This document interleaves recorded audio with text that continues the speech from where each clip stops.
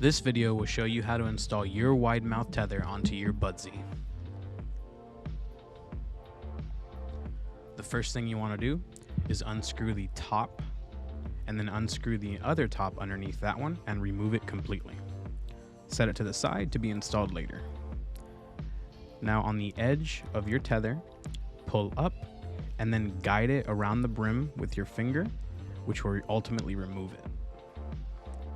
Now once you have that off, pull on the button top to remove the tether completely.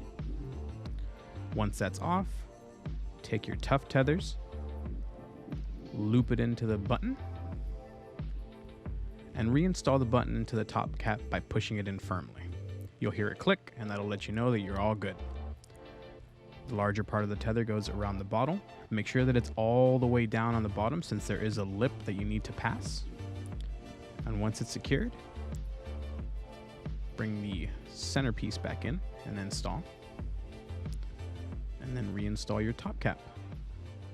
And that's it. You're good to go. Thank you.